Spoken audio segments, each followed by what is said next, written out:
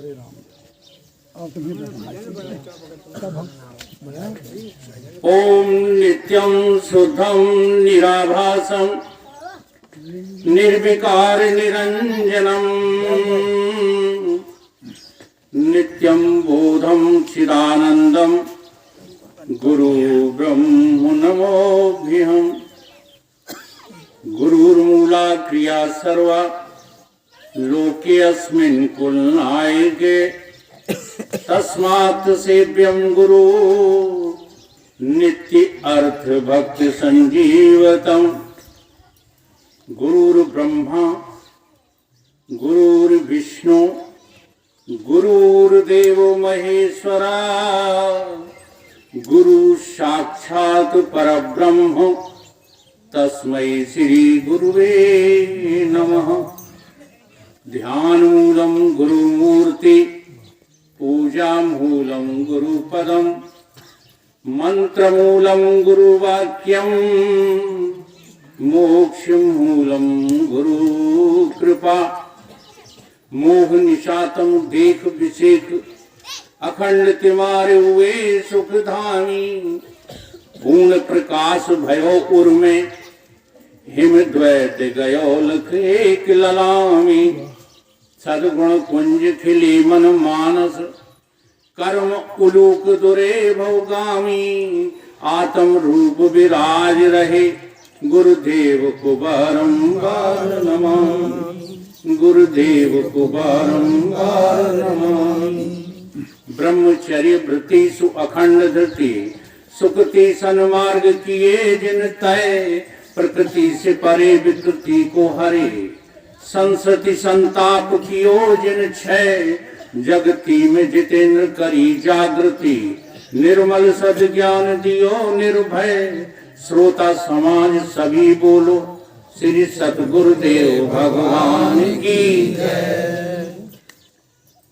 हमारे रामसिया जी के यहाँ भोजन की व्यवस्था है। अगर भूखे हो तो, अगर भूखे नहीं हो तो वाणी में बल होना चाहिए। माताएं तो बिल्कुल ऐसे चुपचाप बैठी हैं जैसे यहाँ नखटोरा देखने आई हैं। वाणी को पवित्र करने की आवश्यकता के अनुसार जो है परमात्मा और सद्गुरु की जय बोलने से बहुत बड़े लाभ होते हैं। बोलो गुरुदेव भगवान की जय। हाँ जी। प्रातः स्मरणीय परम पूजनीय पर ब्राज्यकाचार्य श्री सतगुरुदेव भगवान के चरण कमलों में नित्य का वंदन करते हुए यहाँ पर यत्र तत्र विराजमान हमारे सोना वाले भाई साहब जैसे साधुओं को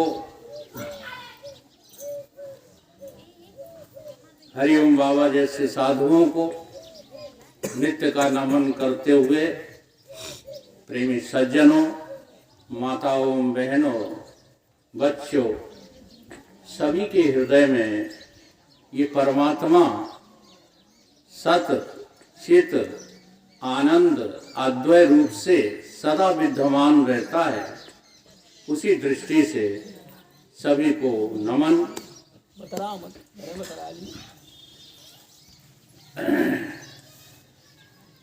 आप जैसे कोई भार अपने सिर पर लेकर चलते हैं, ध्यान दो माताओं, बातें न करो। सिर पर जब कोई भार आप लेकर चलते हैं और उस भार को कोई दूसरा व्यक्ति अपने ऊपर ले ले तो कितना आराम मिलता है? बहुत मिलता है कि नहीं? जीवन का परीक्षण करो। छोटे छोटे बच्चे अपने सारे भार को अपने माता पिता के ऊपर छोड़ देते हैं तो वो स्वतंत्र होते हैं। उन्हें कोई किसी भी तरह की जिम्मेदारी का एहसास नहीं होता और काम सब करते रहते हैं, खेलते भी हैं, पढ़ते भी हैं, जहां कुछ करवाओ उनसे करते भी हैं, लेकिन भारहीन होते हैं। ऐसे अनेक उदाहरण हैं। अपना भार किसी को सौंप दो। उससे जो है हमको आराम मिलता है। बस उसी आराम के सहारे तो हम अपने जीवन को सफल बना सकते हैं। तो आज आप अपनी वाणी को पवित्र करने के लिए अपने हृदय का पूरा भार उस परमात्मा के सुपुर्द कर दो जो अभी तुमने देखा तो नहीं है, तुम्हारी जानकारी में नहीं है, लेकिन सुपुर्द करने के लिए जानकारी की जरूरत नहीं होती। हम अपने भार को किसी के ऊपर भी सौंप दें, केवल हमको विश्वास होना चाहिए कि हमने सौंप दिया है तो उसका परिणाम अच्छा ही होगा। तो सभी लोग वाणी को पवित्र करेंगे। अब सौंप दिया इस जीवन का सब भार तुम्हारे हाथों में। अब सौंप दिया इस जीवन का सब भार तुम्हारे हाथों में। है जीत तुम्हारे हाथों में और हार तुम्हारे हाथों में। है जीत तुम्हारे हाथों में और हार तुम्हारे हाथों में। अब सौंप दिया इस जीवन का सब भार तुम्हारे हाथों में। अब सौंप दिया इस जीवन का सब भार तुम्हारे हाथों में। मेरा निश्चय बस एक यही, मेरा निश्चय बस एक यही, एक बार तुझे पा जाऊं मैं। एक बार तुझे पा जाऊं मैं। अर्पण कर दूं दुनिया भर का, अर्पण कर दूं दुनिया भर का। सब प्यार तुम्हारे हाथों में। सब प्यार तुम्हारे हाथों में। अब सौंप दिया इस जीवन का, अब सौंप दिया इस जीवन का सब भार तुम्हारे हाथों में। सब भार तुम्हारे हाथों में। सब भार तुम्हारे हाथों में। सब भार तुम्हारे हाथों में। जो जग में रहूं तो ऐसे रहूं, जो जग में रहूं तो ऐसे रहूं। जो जल में कमल का फूल रहे, जो जल में कमल का फूल रहे। मेरे सब गुण दोष समर्पित हो। मेरे सब गुण दोष समर्पित हो। करतार तुम्हारे हाथों में। करतार तुम्हारे हाथों में। अब सौंप दिया इस जीवन का, अब सौंप दिया इस जीवन का सब भार तुम्हारे हाथों में। सब भार तुम्हारे हाथों में। यदि मानुष का मुझे जन्म मिले, यदि मानुष का मुझे जन्म मिले, तो तब चरणों का पुजारी बनूं। तब चरणों का पुजारी बनूं। मेरी पूजक की एक एक रग का, मेरी पूजक की एक एक रग का हो तार तुम्हारे हाथ हाथों में, उतार तुम्हारे हाथों में। अब सौंप दिया इस जीवन का, अब सौंप दिया इस जीवन का।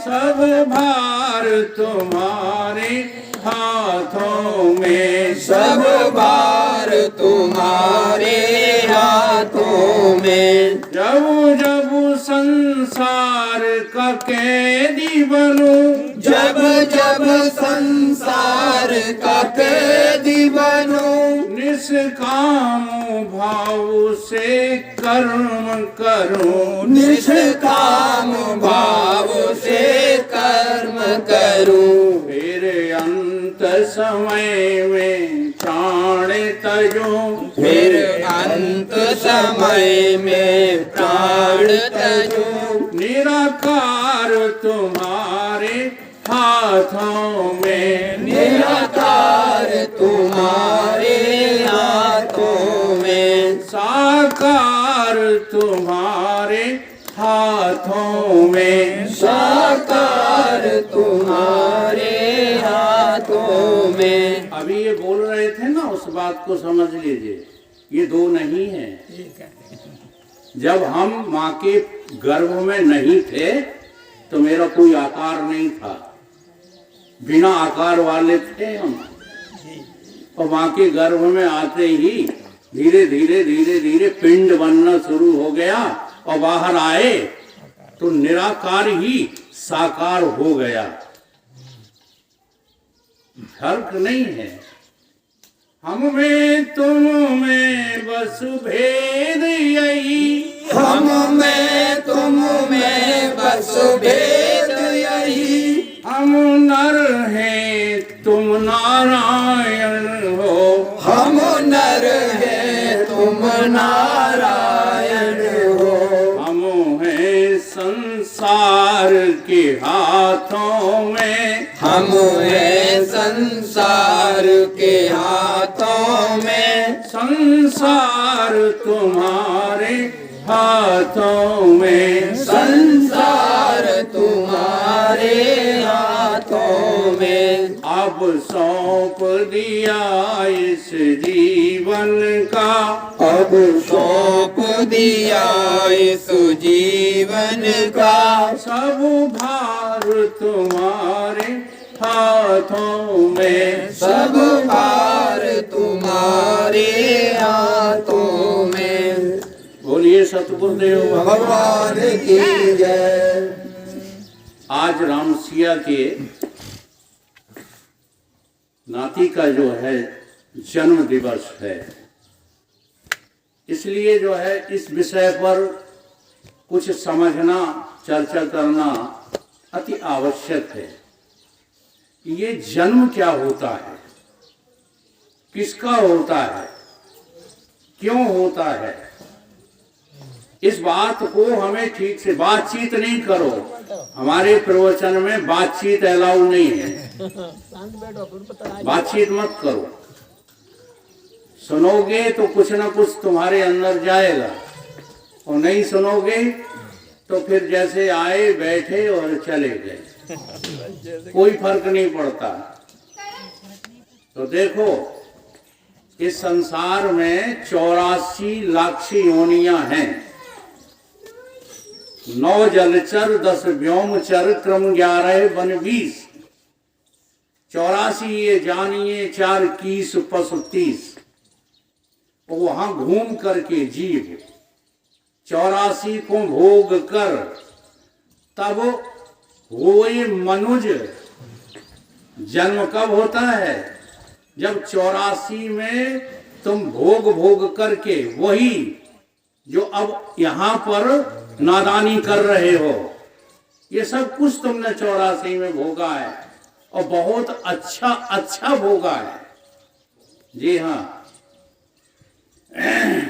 एक चिड़िया होती है बया नाम की चिड़िया, गांव वाले तो सब जानते हैं उसको। इतना बढ़िया महल बनाकर रहती है कि तुम कभी इतने सुख सुविधाओं वाला महल बना नहीं सकते।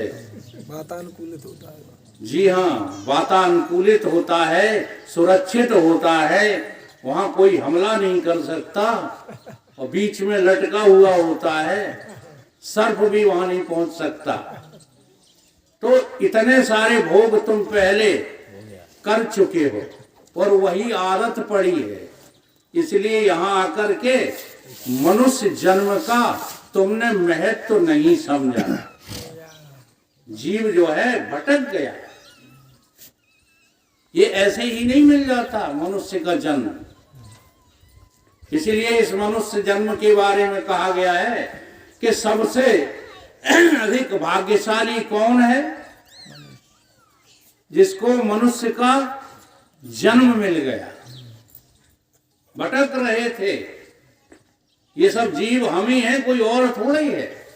ये गाय, ये भैंस, ये कुत्ता, ये कुतिया, ये छछूंदर, गंदे से गंदे जीव यहां होकर हम आए हैं, और हम फिर उधर के लिए मुख कर लिया है, वही फिर जाना चाहते हो। क्यों? तो यहाँ वही काम कर रहे हो जो करके आए हो। आहार निद्रा भय मैथुनम च एतत् समान पशु भी नरणम।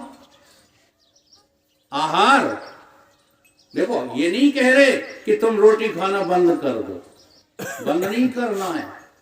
प्राणों को भूख लगती है, रोटी खाना पड़ती है, लेकिन रोटी खाने के लिए तुम किसी अपने ही सगे भाई का कत्ल कर दो? ध्यान दो इन बातों में। रोटी खाने के लिए तुम जो है निर्धन लोगों को सताओ, रोटी खाने के लिए तुम अपना बड़प्पन दिखाओ, ये तो कोई समझदारी मनुष्य की नहीं है। अब मनुष्य हुए हो तो ये सब करते हुए आहार निद्रा भय मैथुन ये सब चलेंगे, इन्हें कोई रोक नहीं पाया। इन सब को करते हुए एक स्मरण किसका रखना है? जिससे हम निकले। दो शब्द हमने सुने हैं जैन संप्रदाय वालों के यहाँ। आजकल जैन संप्रदाय बहुत विकसित है, तो उनके जो स्पीकर चलते रहते हैं, वहां हमने दो शब्द सुने। एक शब्द है मोक्ष और एक शब्द है निगोध। अब इन दोनों में फर्क उन्होंने बताया। उन्होंने क्या कहा? सुनो माताओं, बहुत महत्वपूर्ण बात है। निगोध उसको कहते हैं कि हम जीव रूप से कहीं से निकले हैं, उसका नाम क्या है? निगोध। और मोक्ष किसको कहते हैं? कि हम जहां चले जा रहे हैं, जहां हमको पहुंचना है, उसे मोक्ष कहते हैं। अब जैन संप्रदाय वालों की ये बात हमको हजम नहीं हुई। क्यों नहीं हुई? इसलिए नहीं हुई कि हमें ये पता लग गया है, और आप भी लगाओ पता, कि हम जहां से निकले हैं वहीं जा रहे हैं, कहीं और नहीं जा रहे। तो हम निकले कहां से हैं? हमारे निकलने का हमारा जन्म, हमारा प्रकटीकरण कहां से हुआ है? नहीं हुआ।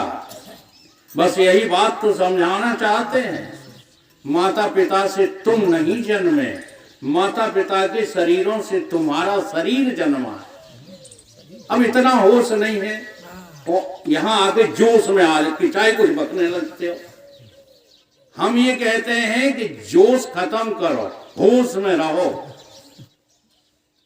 ये प्रवचन का जो मंच होता है, ये जोश दिखाने के लिए नहीं होता है। होश पूर्वक यहां से बात कहिएगा, और बेहोश बने रहते हो, बेहोशी की बातें करते रहते हो, आवेश में, क्रोध में। ये प्रवचन नहीं होता, इसको प्रवचन नहीं कहते। प्रवचन वो होता है जो अपनी अनुभूति पूरे होश पूर्वक, क्योंकि सभी बातों में रहस्य है, राम का नाम चिल्लाते हो, राम से बड़ा राम का नाम ही नहीं ले पाते कभी जिंदगी में तुम। अगर राम का नाम ले लो तो बताओ ये भवसागर रहेगा? और तुम अपनी अनुभूति में अकेले में बैठकर, हम नहीं कहते कि हमें बताओ, अकेले में बैठकर सोचना तुम संसार में जी रहे हो या भवसागर पार कर चुके हो। फिर नाम लेत भव सिंधु सुखाई, करो विचार सुजन मन माए। अब विचार करते नहीं, बस योग्यता बघारना जो है अपना कर्तव्य समझ लिया है। तो विचारे गोष्ठी के लिए सतगुरुओं की शरण में आना पड़ता है। अभी जैसे सोना वाले भाई साहब बीच बीच में फुट लगा देते, हमें इसका कोई अभिमान थोड़ा ही होता है। हाँ, और न वो मेरी देह की प्रशंसा कर रहे हैं, बड़ी सेना मानी है हम लोगों में। हाँ, ये प्रशंसा आपको लग रही है, मुझे प्रशंसा ही नहीं लग रही, और वो भी इस बात को जानते हैं। इसलिए वो वहां की बात कह रहे हैं जहां से ये बात तुम्हें सिखाई जाएगी। कौन सी बात? कागा से हंस बनाया जाएगा। अभी हम महसूस ही नहीं करते कि हम कौवा हैं। अच्छा, ईमानदारी से बताओ, दो पक्षी होते हैं, एक हंस होता है, एक कौवा होता है, और दोनों पक्षियों के लक्षण क्या हैं? एक एक लक्षण बस, ज्यादा नहीं।